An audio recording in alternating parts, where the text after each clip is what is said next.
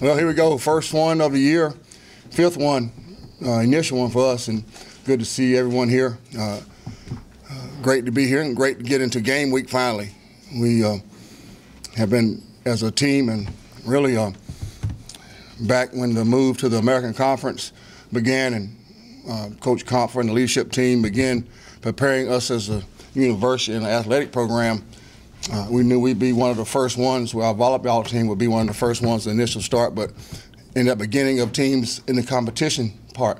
So we're looking forward to that, and the kids are prepared with that. Before I get into that, just knock out the injuries. Daquan Barnes is out. Jaton Beavers is questionable right now. Kirk Donaldson is out, and Terry Williams is out. So update you guys as we further get along. Fall camp has gone very well, very competitive. A lot of you have been out and had a chance to come out, and we've been together a lot this fall after practice and before, and got a chance to get around our guys. But I've liked the way we have attacked and approached camp. I think the continuity between our staffs, from our administrative staff within, of Coach Steele and Coach Overton and Coach Robinson, throughout our staff with assistant coach Lincoln Riley and associate head coach John Wiley and Rick Smith and Kirk Dahl, all that continuity has helped make this a smooth transition from not just off-season after the bowl game through spring, through summer, to fall camp, able to adjust and adapt because of our being together. And then you tie in that with the leadership core. We have a large group that have been with us from the very beginning of this. And the thought process then, and as it is now, has been one of a total commitment to the team concept, and that has not wavered. And then a total commitment to the vision and the focus that has not wavered, and how we approach those two. The staff and the leadership core help continue that and make that go from player 1 to player 105 right now. When classes start, we'll add 20 more young men to that. Been a very competitive camp. Each group, each session, we've gone 80% best versus best all camp. We've added some where we have some look or demonstration teams to provide and expose our team to opposition that we'll face this year. We always have done that, not just North Carolina Central our first, but during the camp to expose our team, break up the monotony of camp. It's very intense.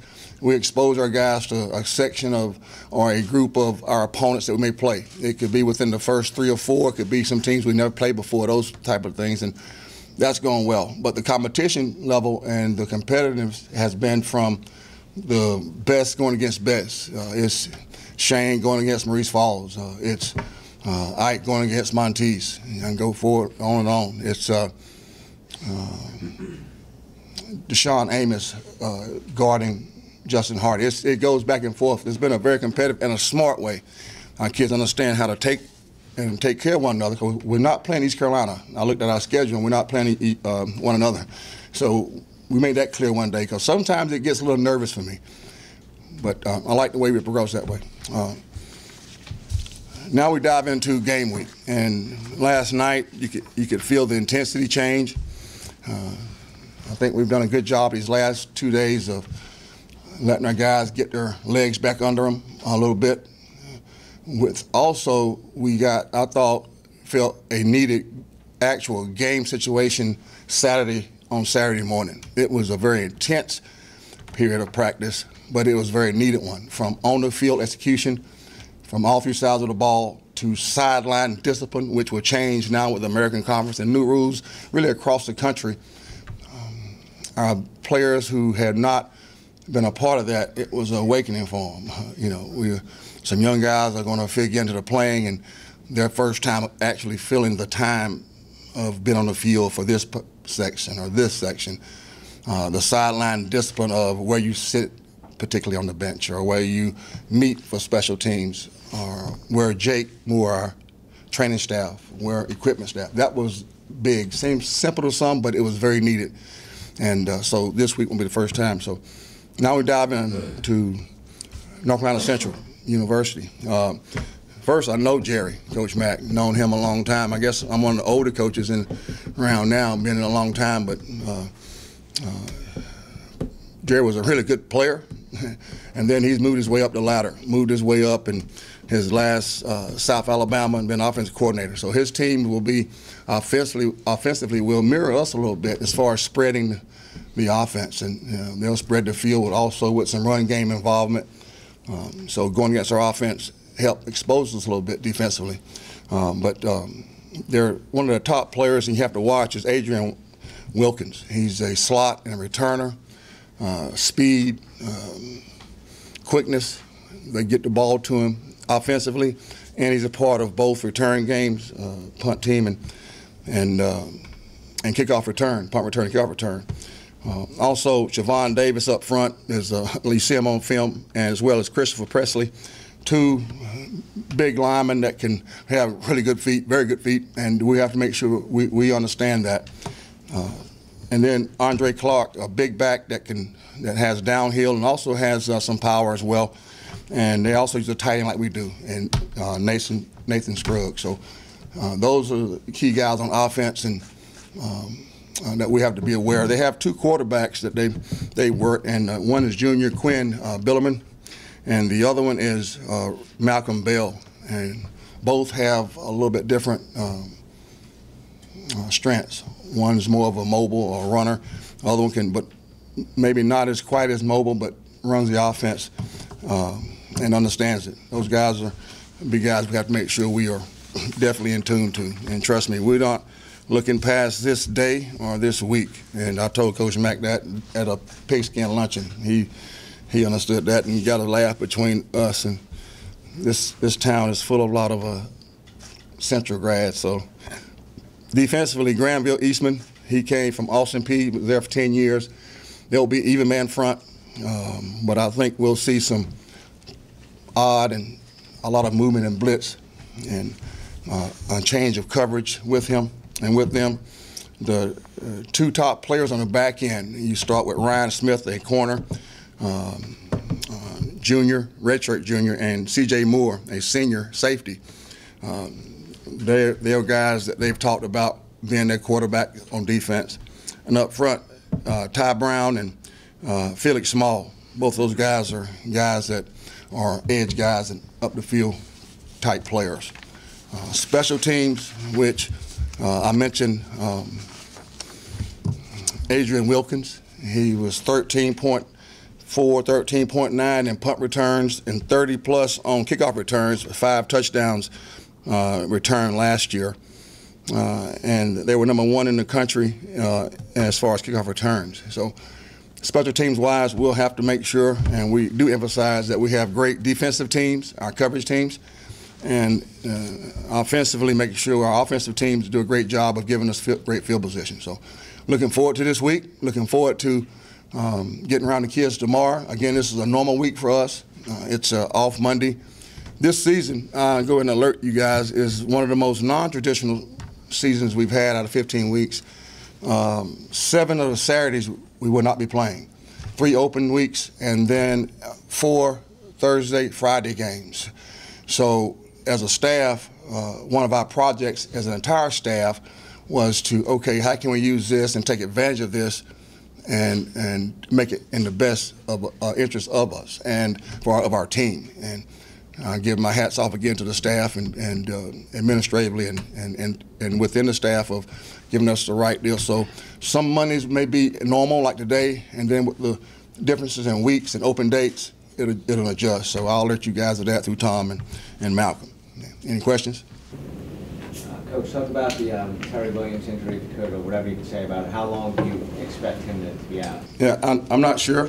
When Jake tells us he can play, but he's doing a great job getting rehab and still leading our team and been involved in those young guys. And Terry is working hard to get back. I'm glad when he gets back. Were there any surprises in camp that you really weren't counting on guys, but they're going to, count during the season? Anything? Well, some guys we thought when we signed them, like Stephen Baggett, for example. Lincoln is. A lot of people compare this offense to the Red Raider. It's nothing like that, and I've been a part of the other one. And one thing I've asked when I asked Lincoln when he came is to put his own flavor into it. So the use of tight ends, the use of two backs. But Stephen Baggett's one of those guys that came in, a lot like Isaiah and Davon, able to handle the speed of the game. The biggest thing for a young guy, a young player, is the speed of the game and the tempo. And he was one. I was glad to see that because we do use, along with Bryce. Anthony Scott, the young freshman running back from Virginia Beach, has done a good job. We always knew he could run it and catch it, and was always a good runner. But he's also picking up the protections. Breon and Chris Harrison, those guys are helping him, along with Lincoln, and spent a lot of time with him. That was good to see. The offensive line and how some guys have stepped up there. Brandon Smith, excuse me, and Larry Williams. Those guys I've been really pleased with how those guys stepped up. The junior college players, Quincy and Dante Livingston, have come in and as older guys, and that's how we have treated them, and they've handled it well and conduct themselves well of how they approach practice. Again, I think I attribute that. I don't think I know to the leadership core. Defensively, up front, Kahadre Hooker, Fred Presley, those guys are taking over with Terry being down, moving Krishan back. That's the versatile part that we look for. Krishan can play in or nose. He's there. Demetri McGill, DeMarje Bailey coming back out. And Jonathan White's had a really good camp. It's good to see him go to that level we thought he could. At the corner position, Josh Hawkins and Dedrick Allen have done a good job battling there, but Boobie's done a great job as far as competing for that, and we moved Lamar Ivy to safety, which has been a great move for us. He's back at safety with Dominique Lennon, and Trayvon Simmons is another surprise. Boy, it's good to see him come around along with Terrell. So that one, Worth Gregory and the specialist. Coach Dahl and I have asked him very nicely to step up, and he's accepted it, and because he's got to feel that intensity. So we expect him to be a guy that can be a difference for us in a specialist game. And Charlie Coggins and Warren Harvey have been there. So those are the surprises, pleasing surprises. Coach, yesterday, Sunday, officially started the team's game week preparations. Did you sense or see anything different in the players' eyes at this game week? I mean, you've been through a lot of these openers. Could you sense that with the team? I did, Billy. I mean, from yesterday we had a lifting and a normal training. Jake opens up any kind of bumps and bruises. And then we had a team meeting at 3 because classes begin tomorrow, academic meeting where Coach Wiley and Brian O'Hara do that. Then we had a 4 o'clock great Letterman cookout for our kids, for all the student athletes. That was fantastic. And then we came back for a team meeting, which it got into the meat of it. It was game week, and on a normal Sunday, I lead that off, followed by Coach Dahl, and it became intense then. It became even before then because the old guys sense the urgency in the coaches. It's command influence, and if anyone in command, whether it's a player, captain, or a coach who leads from the front, the players see the intensity, Billy, and they saw that yesterday. I thought practice was very fast and quick, and I was pleased with the way we approached it.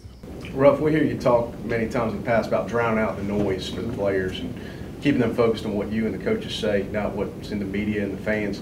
It seems like going into a new conference and increased expectations, there's more noise than ever. And as you know, it can be positive or negative. Mm-hmm. Have you found that it's getting tougher and tougher to drown out that noise? Not when, because that's a great question for it, not when you've preached it from the beginning.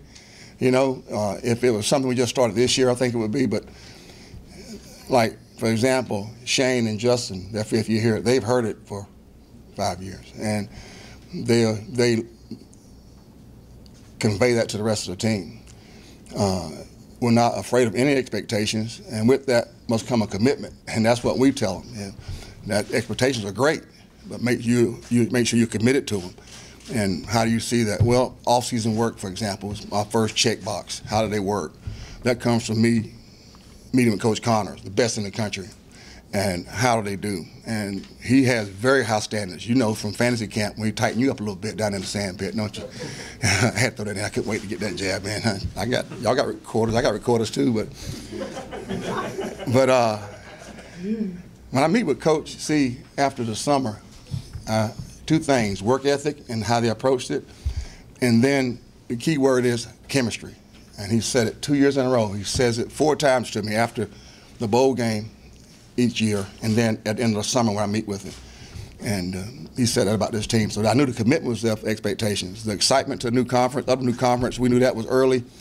But then after that, and I told Tom, I said, Tom, let's sort of get on a normal schedule here and get our guys back into some normal routine. And from interviews to getting meetings, and let's get back in that. And we started about 3 weeks ago, I think it was. And so you can talk about it, but you also have to put them in that position, and they want that. The old guys want that. And so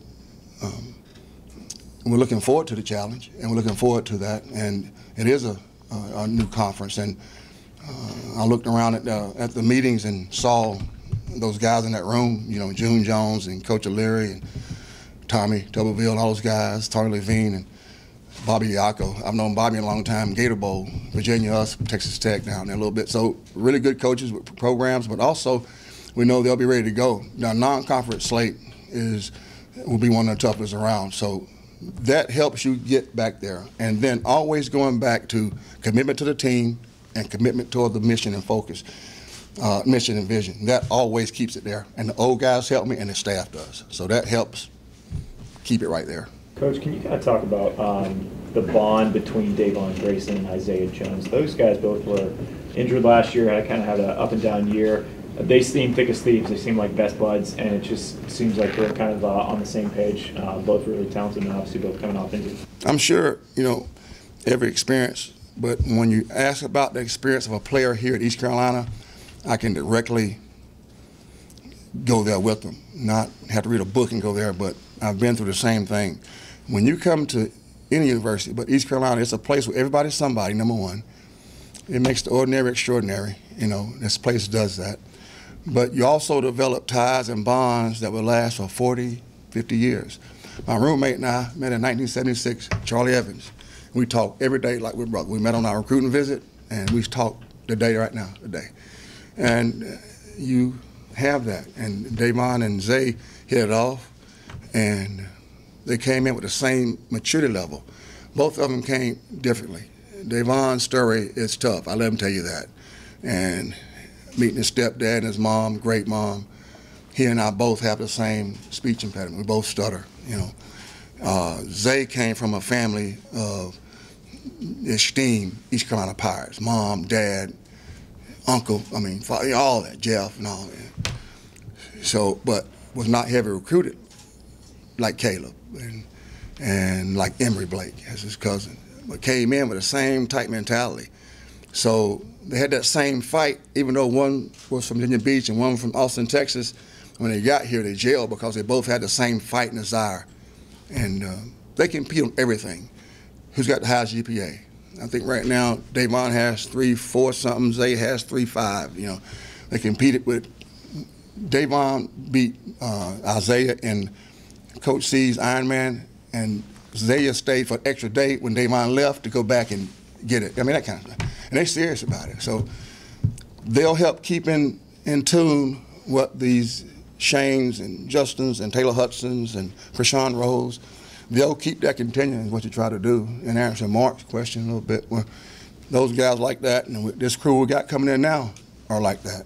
So every crew we recruited fit that mode. So they're really good. Good for us. I love those kids. They always keep me upbeat. Coach, you good? Yeah, I'm the grown man. Are you good? You know. So y'all good? Thank y'all.